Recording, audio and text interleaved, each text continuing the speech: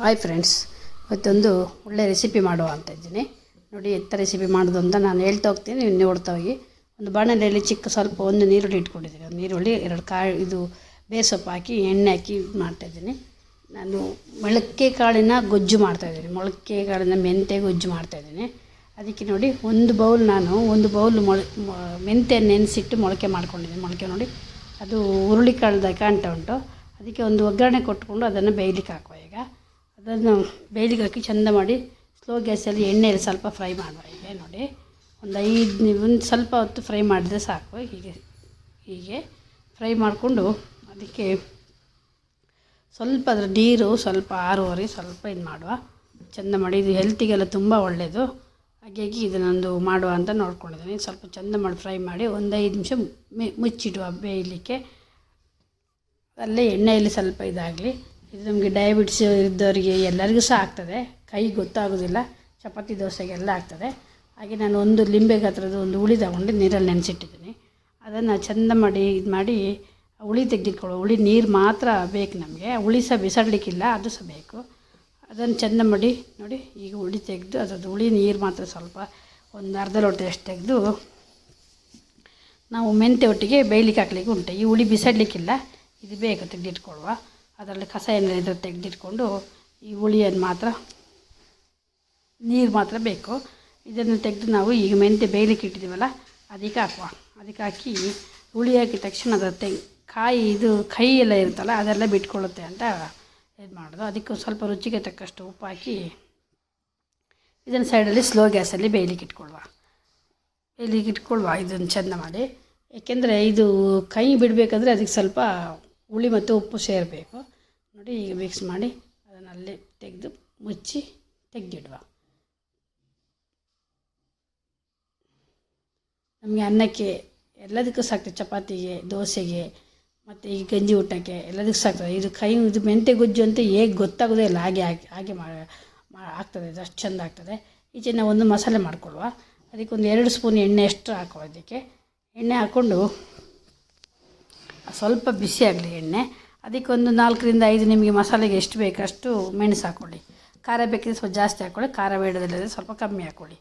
ಈಗ ಇದು ಮೆಣಸು ಒಳ್ಳೆ ಫ್ರೈ ಆಗಲಿ. ಇದು ಗರಿಯಾಗಿ ಎಣ್ಣೆಲಲ್ಲೇ ಫ್ರೈ ಆಗಲಿ. ಸ್ವಲ್ಪ ಒಳ್ಳೆ ಫ್ರೈ ಆಗ್ತಾ ಉಂಟು. ಫ್ರೈ ಆದಮೇಲೆ ಇದಕ್ಕೆ ಒಂದು ಬೆಳ್ಳುಳ್ಳಿ ಉಂಟಲ್ಲ, ಅದು ಸಿಪ್ಪೆ ತೆಗೆದು ಬೇಡ, ಗುದ್ದಿ ಅದಕ್ಕೆ ಹಾಕಿ ಚೆಚ್ಚಿಬಿಟ್ಟು ಹಾಕಿದರೆ ಸಾಕದು. ಅದರೊಟ್ಟಿಗೆ ಫ್ರೈ ಆಗಲಿ. ಅದಕ್ಕೆ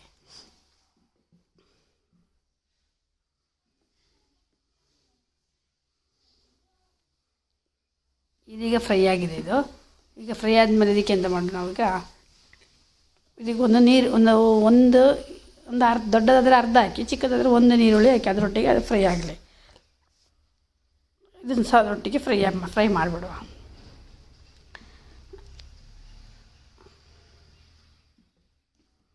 ಇದು ಫ್ರೈ ಮಾಡುವಾಗ ನನಗಿದು ಸ್ವಲ್ಪ ಇದಾಯಿತು, ಯಾಕೆಂದರೆ ಉಪದ್ರ ಕೊಡ್ತಾ ಉಂಟು ಅಂತ ಆಯಿತು ಮೆಣಸು.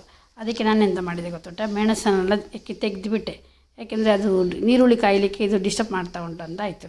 ಹಾಗಾಗಿ ಇದನ್ನು ತೆಗೆದುಬಿಟ್ಟೆ. ಅದಾಗಿ ಫ್ರೈ ಆಗಲಿ ಅಂತ ಮೆಣಸು ತೆಗೆದಿಟ್ಕೊಂಡ ನಂತರ ಇದು ನಮಗೆ ಫ್ರೈ ಮಾಡಲಿಕ್ಕೆ ಅನುಕೂಲ ಆಗುತ್ತೆ ಅಂತೇಳಿ ತೆಗೆದಿಟ್ಟದ್ದು. ಇದೀಗ ಫ್ರೈ ಆಗಿದೆ. ಇದಕ್ಕೆ ನಾವು ಸ್ವಲ್ಪ ಇದಕ್ಕೆ ಸ್ವಲ್ಪ ಕೊತ್ತಂಬರಿ ಹಾಕುವ, 1 ಸ್ಪೂನಿನಷ್ಟು. ಅದಕ್ಕೆ ಒಂದು 10 ರಿಂದ 15 ಕಾಳು ಮೆಂತ್ಯ ಹಾಕುವ, ಮತ್ತು ಒಂದು ಅರ್ಧ ಸ್ಪೂನು ಜೀರಿಗೆ ಹಾಕುವ. ಜೀರಿಗೆ ಹಾಕಿ ಸ್ವಲ್ಪ ಇದು ತಿರುಗಿಸಿಕೊಟ್ಟು ಸ್ವಲ್ಪ ಫ್ರೈ ಆಗಲಿ. ಅದಕ್ಕೆ ಒಂದು ಚುಟುಕಿ ಹಿಂಗೆ ಹಾಕುವ. ಅದಕ್ಕೆ ಒಂದು ಸ್ವಲ್ಪ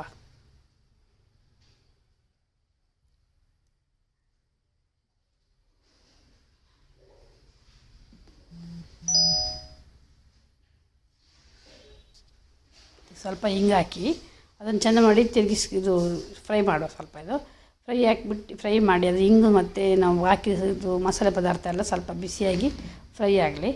ಫ್ರೈ ಆಗುವಾಗ ನಾವು ಇದಕ್ಕೆ ಒಂದು 2 ಮುಷ್ಟಿಯಷ್ಟು ತೆಂಗಿನಕಾಯಿ ತೆಗೆದಿಟ್ಕೊಂಡಿದ್ದೇನೆ. ನಾನು 2 ಮುಷ್ಟಿಯಷ್ಟು ತೆಂಗಿನಕಾಯಿ ತುರಿದಿಟ್ಕೊಂಡಿದ್ದೇನೆ. ಅದನ್ನು ಸಹ ಅದರೊಟ್ಟಿಗೆ ಹಾಕಿ ಫ್ರೈ ಮಾಡುವ. ತೆಂಗಿನಕಾಯಿ ಸಹ ಸ್ವಲ್ಪ ಫ್ರೈ ಆಗುವಷ್ಟು, ರೋಸ್ಟ್ ಆಗುವಷ್ಟು ಫ್ರೈ ಮಾಡುವ. ಅದು ಸ್ವಲ್ಪ ಹಾಲು ಡ್ರೈ ಮಾಡಿ ಸ್ವಲ್ಪ ಕಲರ್ ಚೇಂಜ್ ಆಗಬೇಕು, ಅಲ್ಲಿವರೆಗೆ ಡ್ರೈ ಫ್ರೈ ಮಾಡ್ಕೊಂಡು ತೆಕ್ಕೊಳ್ಳುವ. ಇದನ್ನು ನೋಡಿ ಹೀಗೆ ಒಳ್ಳೆ ಪರಿಮಳ ಬರಬೇಕು ಮಸಾಲೆ. ಈಗ ತೆಗೆದಿಟ್ಕೊಳ್ಳುವ. ಈಗ ನೋಡಿ ಇದು ಮೆಂತ್ಯ ಬೆಂದಿದೆ. ಇದಕ್ಕೊಂದು ತುಂಡು ಬೆಲ್ಲ ಹಾಕಿ ಅದನ್ನು ಹಾಗೆ ಮುಚ್ಚಿಡುವ. ಈಗ ನಾವು ಈ ಮಸಾಲೆ ಎಲ್ಲ ತಗೊಂಡಿದ್ವಲ್ಲ ಇದನ್ನೆಲ್ಲ ಸಣ್ಣ ಗ್ರೈಂಡ್ ಮಾಡ್ಕೊಂಡು ಬರ್ತೀನಿ. ನಾನು ತೆಗೆದಿಟ್ಟ ಹುಳಿ ಉಂಟಲ್ಲ ಅದನ್ನು ಇದಕ್ಕೆ ಹಾಕ್ಬೇಕೀಗ. ನೋಡಿ ಈ ಹುಳಿ ಇದಕ್ಕೆ ಹಾಕಿ ಸಣ್ಣ ಮಾಡಿ ಎಲ್ಲ ಹಾಕಿ ಕಡ್ಕೊಂಡು ಬರುವ. ಅದು ಮಸಾಲೆ ಮಾತ್ರ ಫ್ರೈ ಆಗಿ ತಣ್ಣಗಾಗಬೇಕು. ತಣ್ಣಗಾದ್ಮೇಲೆ ಇದು ಕಡ್ದು ಸಣ್ಣ ಕಡ್ದ್ಕೊಂಡು ಬರುವ. ಅದಕ್ಕೆ ಒಂದು ಸ್ವಲ್ಪ ಒಂದು ಚುಟಿಕೆ ಅರಿಶಿಣ ಹಾಕುವ. ಅರಿಶಿಣ ಹಾಕಿ ಇದನ್ನು ಕಡ್ದುಕೊಂಡು ಬಂದಿದ್ದೀನಿ. ನೋಡಿ ಇದು ಕಡ್ದುಕೊಂಡು ಬಂದು ಇದು ಮೆಂತ್ಯ ಈಗ ಬೆಂದಿದೆ, ಫುಲ್ ಬೆಂದಿದೆ. ಅದಕ್ಕೆ ಈಗ ನಾವು ಮಸಾಲೆ ಕಡ್ಕೊಂಡು ಬಂದ ಮಸಾಲೆ ಉಂಟಲ್ಲ ಅದನ್ನು ಇದಕ್ಕೆ ಹಾಕುವ. ನೋಡಿ ತುಂಬಾ ರುಚಿ ಆಗ್ತದೆ. ನೀವು ಮಾಡಿ ನೋಡಿ, ಮಕ್ಕಳು ಸಹ ತಿಂತಾರೆ, ಗೊತ್ತಾಗೋದೇ ಇಲ್ಲ ಇದು ಮೆಂತ್ಯದು ಗೊಜ್ಜು ಮಾಡಿದ್ದೀವಿ ಅಂತ ಗೊತ್ತಾಗೋದಿಲ್ಲ, ಅಷ್ಟು ಟೇಸ್ಟ್ ಆಗಿದೆ. ನೀವು ಮಾಡಿಬಿಟ್ಟು 2 ದಿನ ಆದರೂ ತಿನ್ಬೋದು. ಇದು ಹೊರಗೆ ಇಟ್ಕೊಂಡು ತಿನ್ಬೋದು, ಫ್ರಿಜ್ಜಲ್ಲಿ ಇಡಬೇಕಂತ ಏನಿಲ್ಲ, ಅಷ್ಟು ಒಳ್ಳೆಯದಾಗ್ತದೆ. ಮತ್ತು ಚೆಂದ ಮಾಡಿ ಕುದಿಸ್ಕೊಳ್ಬೇಕು. ಬೆಲ್ಲ ಹಾಕಿದ್ರಿಂದ ಸರಿ ಕುದಿಸಲಿಲ್ಲ ಅದು ಇದಾಗ್ತದೆ. ನೋಡಿ ಇದು ಸ್ವಲ್ಪ ಎಣ್ಣೆ ಬಿಡುವವರೆಗೆ ಸ್ವಲ್ಪ ಸರಿ ಕುದಿಸ್ಕೊಳ್ವ. ಹೀಗೆ ಚೆಂದ ಮಾಡಿ ಕುದಿಸಿದ್ರೆ ಅದು ನಾವು ಹಾಕಿದ ಬೆಲ್ಲ ಹುಳಿ ಎಲ್ಲ ಹಿಡ್ಕೊಂಡು ನೋಡಿ ಕರೆಕ್ಟಾಗಿದೆ. ಈಗ ಅದ ಬಂದಿದೆ ನೋಡಿ, ಈಗ ಎಣ್ಣೆ ಎಲ್ಲ ಬಿಟ್ಕೊಂಡು ಸರಿಯಾಗಿದೆ. ಇದಕ್ಕೊಂದು ನಾವು ಒಂದು ಚೆಂದ ಮಾಡಿ ಒಂದು ಒಗ್ಗರಣೆ ಮಾಡ್ಕೊಳ್ವ. ಒಗ್ಗರಣೆ ಮಾಡಲಿಕ್ಕೆ ಒಂದು 2 ಸ್ಪೂನಾಗಿ ಎಣ್ಣೆ ಹಾಕಿಟ್ಟಿದ್ದೀನಿ ನಾನು. ಅದು ಎಣ್ಣೆ ಬಿಸಿ ಆಗಲಿ. ಬಿಸಿ ಆದಮೇಲೆ ಅದಕ್ಕೊಂದು ಸ್ವಲ್ಪ ಸಾಸಿವೆ ಹಾಕಿದ್ದೀನಿ.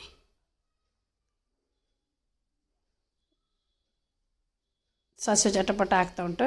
ಅದಕ್ಕೆ ಒಂದು 4 ರಿಂದ 5 ಬೆಳ್ಳುಳ್ಳಿ ಗುದ್ದಿ ಇಟ್ಟಿದ್ದೀನಿ, ಅದನ್ನು ಸಹ ಹಾಕುವ. ಅದಕ್ಕೆ ಬೆಳ್ಳುಳ್ಳಿ ಚೆಂದ ಮಾಡಿ ಕೆಂಪಾಗಲಿ ಬೆಳ್ಳುಳ್ಳಿ. ಅದಕ್ಕೆ ಎಂತ ಮಾಡುವ ಅಂದರೆ 2 ಮೆಣಸು ಹಾಕುವ. ಈಗ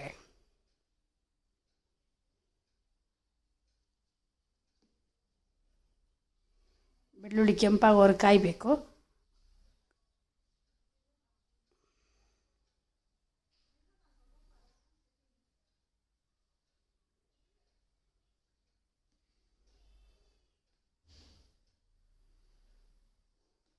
ಎರಡು ಮೆಣಸು ಹಾಕಿದ್ದೀನಿ ನೋಡಿ. 2 ಮೆಣಸು ಸಹ ಅದಕ್ಕೆ ಕೆಂಪಾಗಲಿ. ಇದಕ್ಕೆ ಒಂದು ಸ್ವಲ್ಪ ಕಡಲೆಬೇಳೆ, ಒಂದು ಸ್ವಲ್ಪ ಉದ್ದಿನಬೇಳೆ ಹಾಕಿದ್ದೀನಿ. ಅದು ಸಹ ಅದರೊಟ್ಟಿಗೆ ಹಾಕಿ ಒಳ್ಳೆ ಕೆಂಪಾಗುವಾಗ ಫ್ರೈ ಮಾಡುವ. ಇದಕ್ಕೆ ನೀವು ಬೇಕಿದ್ರೆ ಸ್ವಲ್ಪ ಹಿಂಗೆ ಹಾಕ್ಕೊಳ್ಳಿ. ನಾನು ಆಗ ಹಿಂಗೆ ಹಾಕಿದ್ದೀನಲ್ಲ, ಹಾಗೆ ಇದಕ್ಕೆ ಹಿಂಗೆ ಬೇಡ ಅಂತ ಹಿಂಗೆ ಲೆಸ್ ಮಾಡಿದ್ದೀನಿ. ನಿಮಗೆ ಚೂರು ಹಿಂಗೆ ಫ್ಲೇವರ್ ಜಾಸ್ತಿ ಇಷ್ಟ ಅಂತೇಳಿ ಸ್ವಲ್ಪ ಹಿಂಗೆ ಹಾಕ್ಕೊಳ್ಳಿ.